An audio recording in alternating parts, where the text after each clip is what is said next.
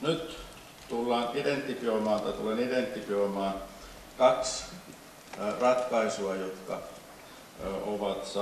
ovat saamassa palkinnon, ja sen lisäksi kaksi ratkaisua, jotka saavat kunniamaininnan. Minusta koko aloite ansaitsi kyllä kunniamaininnan, kun se on tämän idean voinut viedä eteenpäin. Sen lisäksi 20 parasta ratkaisua tullaan esittämään julkaisussa, tai esitetään julkaisussa, jonka tulette löytämään tuolta ulkoa. Raati, joka on käynyt lähes 80 ehdotusta läpi ja valinnut nämä palkinnon saavat, muodostuu seuraavista tahoista. Sitra, eli Suomen itsenäisyyden juhlarahasto, TEKES, teknologia- ja innovaatioiden kehittämiskeskus, Motiva, on asiantuntija energian ja materiaalien tehokkaassa käytössä, Pohjoismainen innovaatiokeskus, Suomen ympäristöministeriö, Suomen työ- ja elinkeinoministeriö, Viron kaupunkiliitto, NEFCO, joka on meidän sisaryhtiö, Pohjoismaiden ympäristörahoitusyhtiö, ja NIB, Pohjoismainen investointipankki.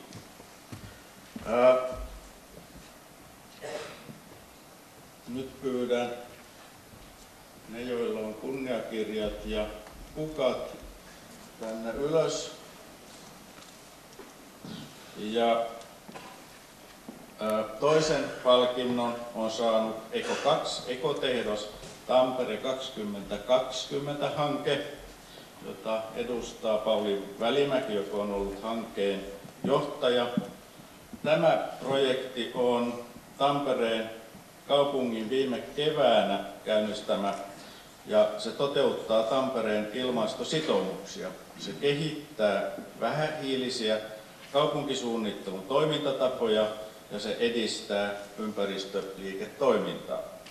Tämä on strateginen ilmastohanke ja se toimii erinomaisena esimerkkinä muille kunnille. Konseptissa on selvästi määriteltyä konkreettisia tavoitteita, kuten muun muassa Tampereen sähkölaitoksen aikomus lisätä uusiutuvan energian osuus 30% vuoteen 2020 mennessä. Ja lisäksi kilpailuraati on nähnyt erinomaisen merkittäväksi tekijäksi sen, että kaupungin johto, mukaan lukien pormestari, on sitoutunut tiivisti hankkeeseen. Pauli Välimäki.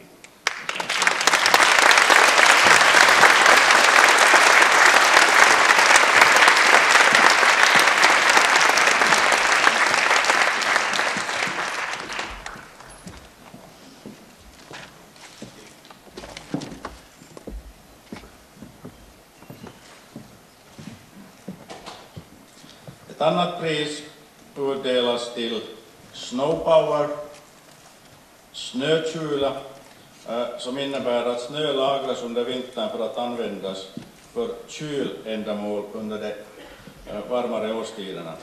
Jag märker att det här är en god utveckling av det som mina grannar sysslade med på 1950-talet. De tog nämligen upp is, drev det ner under sågspån och använde den för att kyla mjölken på sommaren. Men här har landstinget Västernorrland utvecklat världens största storskaliga snökylanläggning för att kyla länssjukhuset i Sundsvall. Snön lagras i en specialutformad grop under vintern och värmeisoleras sedan på våren med ett lager av träflis. Smältvattnet filtreras och pumpas till kylobjektet via en värmeväxlarstation för att sedan återcirkuleras till snögropen där det blandas med nytt smältvatten. Anläggningen har inte haft en enda oplanerad driftstörning sedan den invigdes år 2000 och elförbrukningen har minskat med över 90%. Det här är en innovativ lösning som bekämpar klimatförändring och samtidigt naturligtvis sparar pengar. Lösningen, som jag sa, är den i bruk och den kan komma till nytta på områden med 4 årstider. Men får be Per Wahlberg, som är landstingsråd, och Henrik Forsström från Snowpower AB komma upp.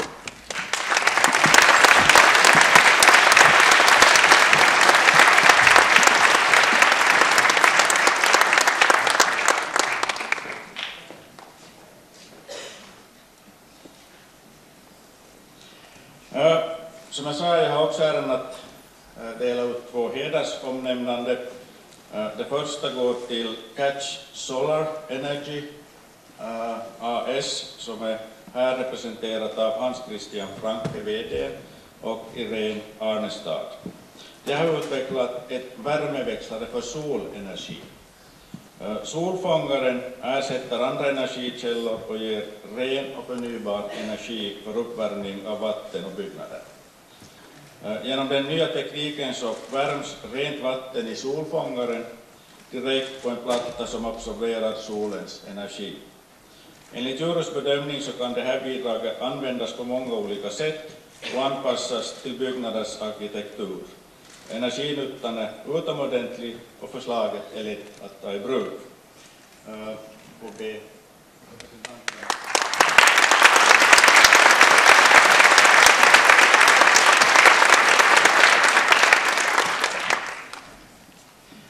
Toinen kunnia maininta annetaan Syvimar Oy:lle, jota edustaa täällä Rauni Salminen, toimitusjohtaja, ja Esky Petteri, kehitysjohtaja.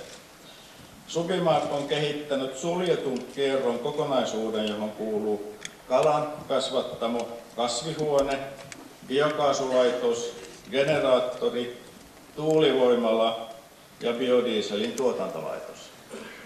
Tuomariston mukaan ratkaisussa on erityisen hyvää julkisen ja yksityisen sektorin yhteistyö sekä uusien työpaikkojen luominen. Ratkaisu on myös konkreettinen ja helposti lähestyttävä. Saan taas pyytää.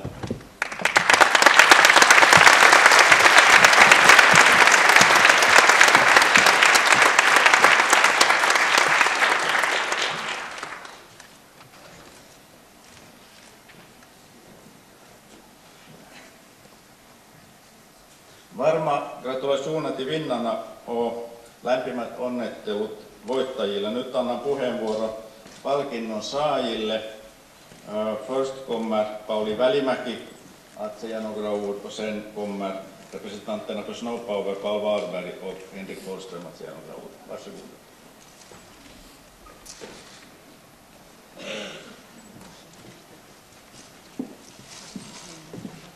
Juhu!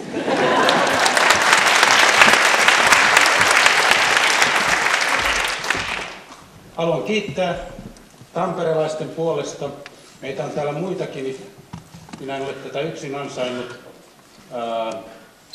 Elli Kotakorpi on meidän projektiasiantuntija. Antti Mittanen, projektiasiantuntija. Kaisu Anttonen, Eko Kakkosen ohjausryhmän puheenjohtaja. Ja sitten täällä on useita muitakin tamperelaisia. Nouskaa hetkeksi ylös.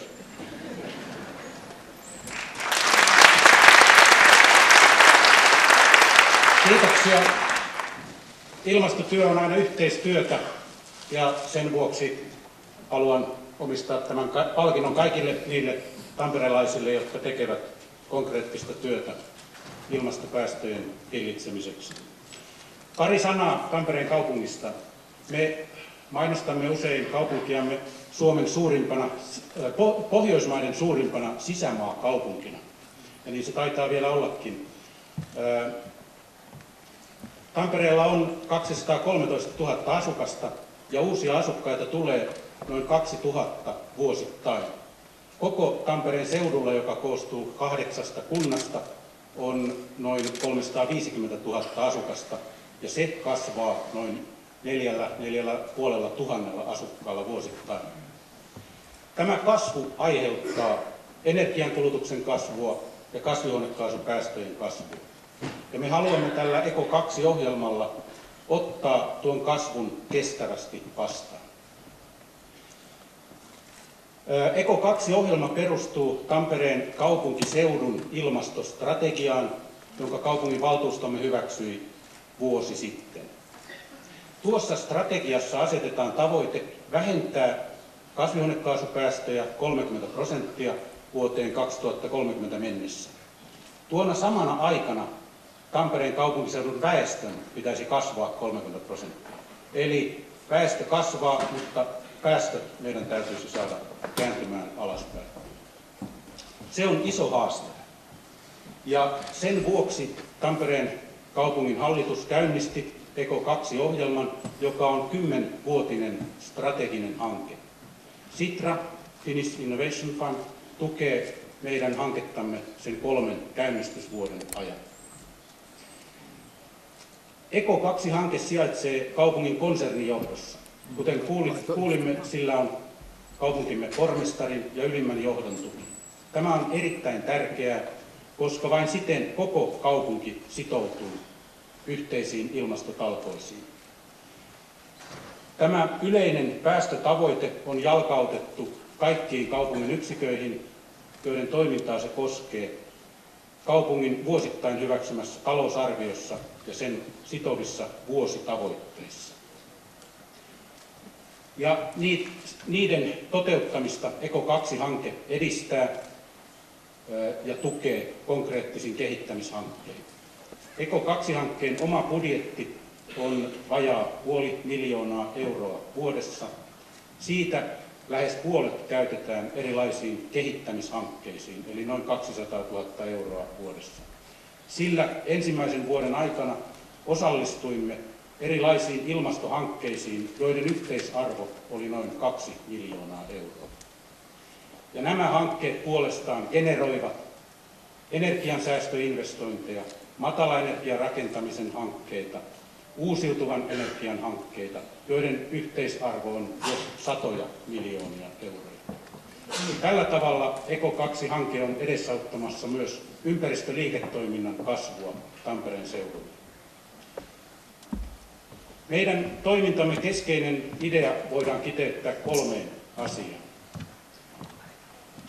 Koko kaupunki osallistuu yhdessä sovittujen ilmastotavoitteiden toteuttamiseen. Tarkoituksemme on muuttaa kaupungin toimintatapaa, ei käynnistää uutta ylimääräistä projektia. Ja 3. uudistamme kaupungin toimintoja käynnistämällä pilotteja, jotka osoittavat suuntaa, jotka ovat edellä aikaansa tai edellä pakollisia määräyksiä ja normeja. Mainitsen pari esimerkkiä.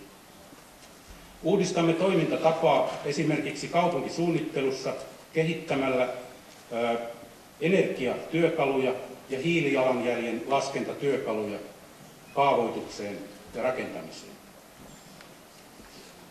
Edistämme matalaenergiarakentamista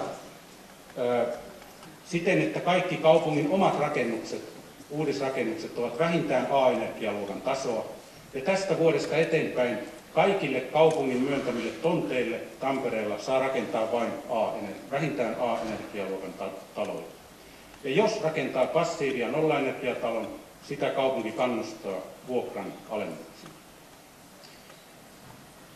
Näistä pilottihankkeista, niissä me olemme vasta lähdössä liikkeelle, koska olemme toimineet vasta vuoden verran, mutta mainitsen pari esimerkkiä. Tänä vuonna rakennetaan Tampereelle Suomen ensimmäinen passiivienergiatasoinen päiväkoti, jossa käytetään myös aurinkoenergiaa. Se on pilotti siitä, minkälaista kaupungin rakentaminen jatkossa tulee olemaan. Tampereelle suunnitellaan yhtä Suomen suurinta monitoimiareenaa. Siitä ollaan tekemässä maailman ensimmäinen BRIAN ympäristösertifioitu urheilu- ja monitoimiareena.